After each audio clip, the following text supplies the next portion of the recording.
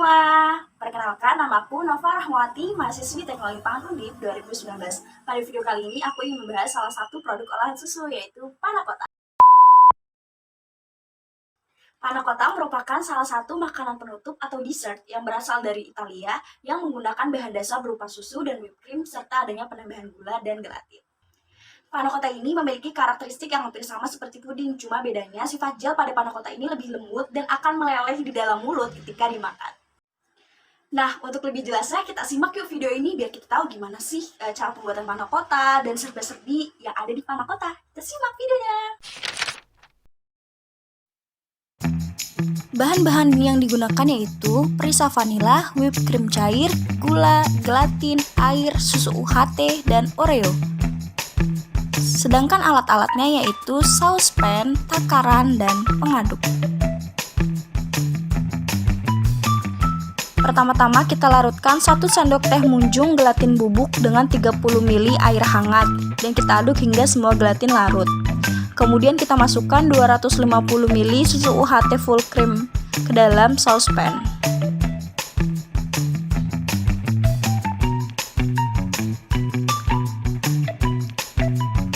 Kemudian kita tambahkan 250 ml whipped cream cair,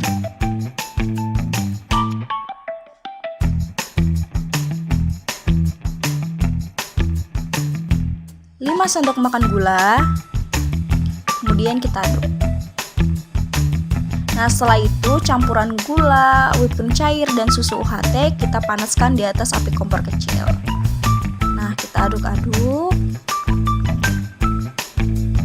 Setelah itu kita tambahkan perisa vanila sebanyak setengah sendok teh. Nah, setelah itu kita masukkan larutan gelatinnya dan kita aduk kembali. Nah, untuk pemanasannya ini kita lakukan beberapa saat dengan api kompor kecil.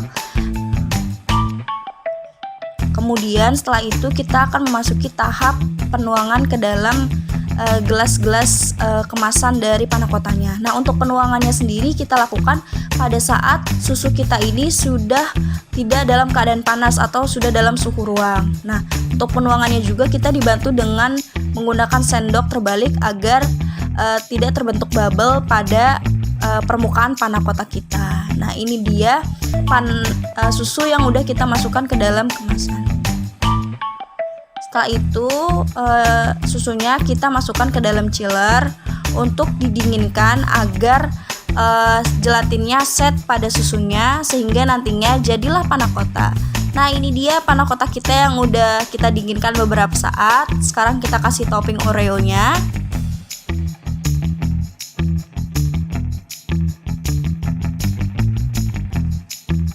Dan siap disajikan.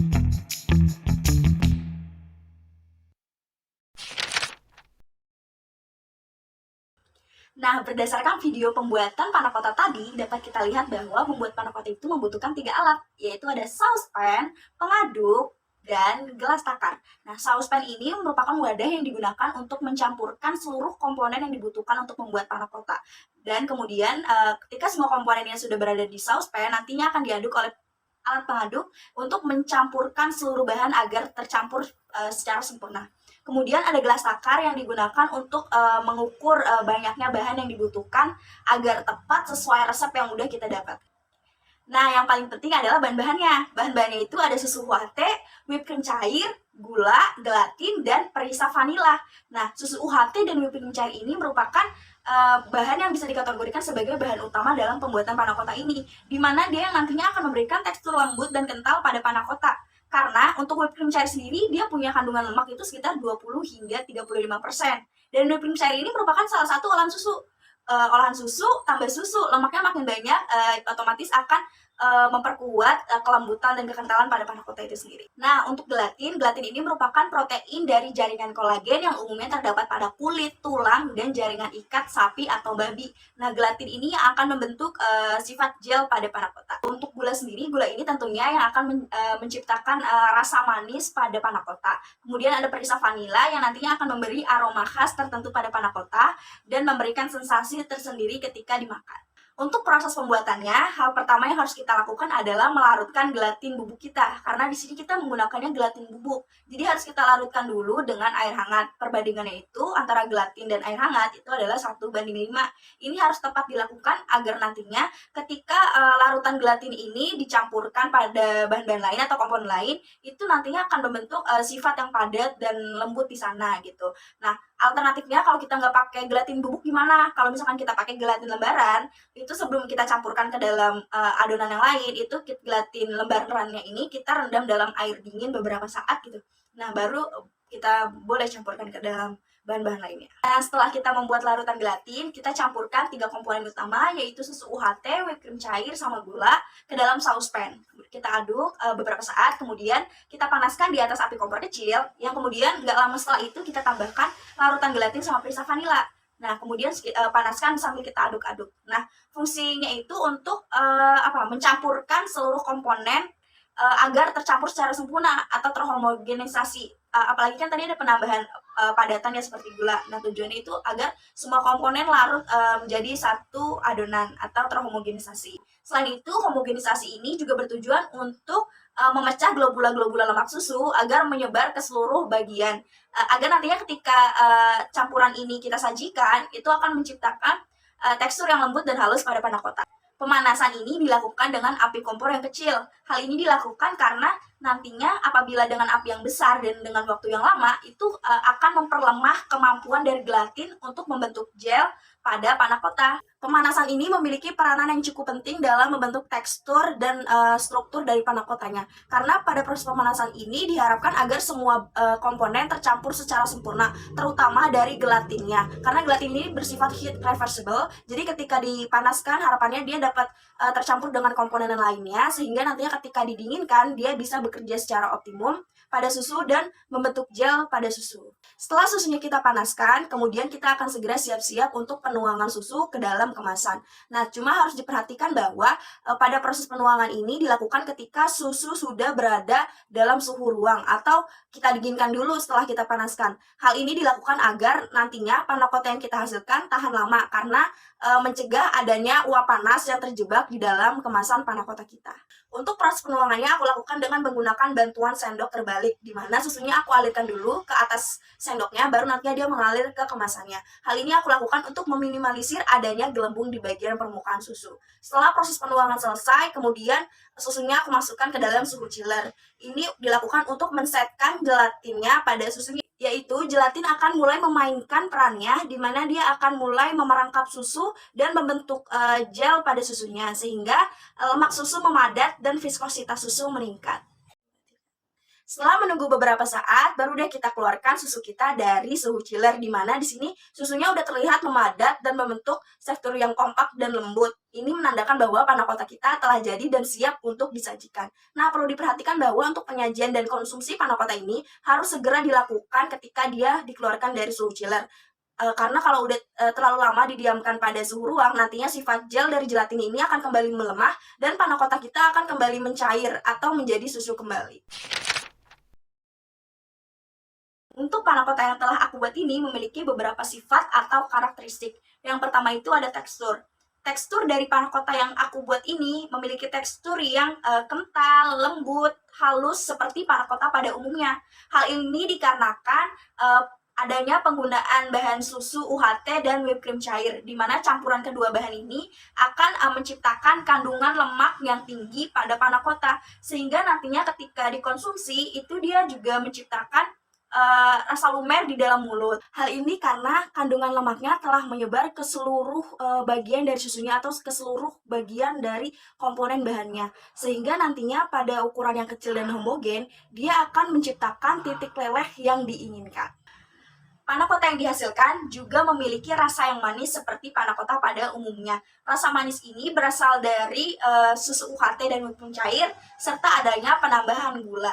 Nah, lemak pada susu ini juga berperan dalam pembentukan rasa manis, di mana dia akan menambahkan cita rasa pada panna cotta. Namun sayangnya panna cotta yang aku hasilkan tidak memiliki kekokohan atau kepadatan yang kuat, atau lebih ke lembek malah. Hal ini karena penggunaan gula dan gelatinnya itu tidak seimbang. atau lebih banyak gula daripada gelatinnya. Hal ini karena kan gula bersifat mengikat air. Jadi ketika konsentrasinya lebih banyak, air itu akan lebih banyak terikat dengan gula. Sehingga air yang dibutuhkan atau digunakan gelatin untuk membentuk gel pada panna cotta akan berkurang. Sehingga sifat gel, kepadatan dari panna cottanya itu berkurang karena kerja dari gelatin tidak maksimal. Panna cotta pada umumnya akan membentuk struktur susu yang kenyal dan kokoh. Hal ini karena adanya penambahan gelatin yang berfungsi sebagai gelling agent, di mana dia akan memadatkan susu dengan konsistensi antara padat dan cair. Jadi dia di tengah-tengah, jadi kenyal dan kokoh gitu. Sedangkan panna cottaku tuh enggak, malah dia lebih cenderung ke lembek. Panna cotta yang dihasilkan memiliki warna putih susu, di mana warna ini berasal dari susu itu sendiri, di mana koloid lemak, kalsium kaseinat, kalsium fosfat itu menyebar secara sempurna di panna cotta, sehingga warna dari susu ini dominan. Selain itu, suhu yang digunakan untuk membuat panna cotta lebih rendah daripada suhu yang diperlukan untuk menghidrolisa sukrosa gula, sehingga hidrolisa sukrosa ini akan terhambat. Yang nantinya konsentrasi gula akan meningkat dan lebih banyak air yang terikat ke gula, sehingga air yang dibutuhkan untuk hidrolisa berkurang dan reaksi Maillard terhambat, sehingga warna yang dihasilkan dari panna cotta ini cenderung warna alami dari susu itu sendiri. Aroma yang dikeluarkan dari panna cotta yang aku buat itu aroma susu, serta adanya aroma harum yang dikeluarkan yang juga berasal dari penambahan perisa vanila yang akan memperkuat cita rasa dan aroma pada panna cotta. Aroma yang muncul pada panna cotta juga disebabkan karena adanya reaksi glikasi susu. Nah, reaksi glikasi susu ini merupakan reaksi yang terjadi akibat adanya ikatan antar lemak susu dengan gula yang ditambahkan pada komponen panna cotta pada saat proses pemanasan, sehingga nantinya akan timbul aroma spesifik susu dan sebagian bersifat volatil. Faktor-faktor yang mempengaruhi dalam pembuatan panna cotta ini ada 3 faktor penting. Yang pertama itu ada suhu, di mana suhu pemanasan ini tidak boleh terlalu tinggi. Apabila terlalu tinggi, dikhawatirkan akan banyak zat gizi yang hilang, terutama lemak susu. Karena lemak susu ini sangat berperan dalam pembentukan tekstur panna cotta. Kemudian juga kalau terlalu panas, takutnya kekuatan dari gelatin untuk membentuk gelnya pun berkurang. Kemudian suhu pendinginan untuk penyajiannya pun juga harus diperhatikan. Apabila tidak disajikan dalam keadaan dingin, itu akan menyebabkan panna cotta akan kembali mencair. Yang kedua ada faktor dari bahan-bahannya, di mana susu dan whipped cream cair ini memiliki peranan yang cukup penting, yaitu sebagai bahan utama yang akan membentuk aroma, warna, dan tekstur dari panna cotta ini. Yang kemudian ada bahan pendukungnya itu yang juga peran yang cukup penting, yaitu ada gelatin yang akan membentuk sifat gel kenyal dari panna cottanya, yang juga menjadi pembeda dari puding biasanya. Dimana kalau puding biasanya itu pengentalnya itu dari pati dan telur, sedangkan panna cotta itu dari gelatin. Yang ketiga ada faktor dari kadar bahan-bahan itu sendiri. Seperti panna cotta yang telah aku buat itu dia lebih banyak gula daripada gelatinnya. Akhirnya panna cotta yang kita hasilkan nggak sesuai dengan apa yang kita harapkan, itu lebih lembek. Karena kalau misalkan lebih banyak gulanya, itu dia akan kekokohannya akan lebih lemah, akan lebih mudah ditelan di dalam mulut gitu. Untuk packaging dari produk panna cottaku itu menggunakan gelas jar yang disertai dengan logo kemasan. Nah, untuk mereknya sendiri itu adalah House of Moo.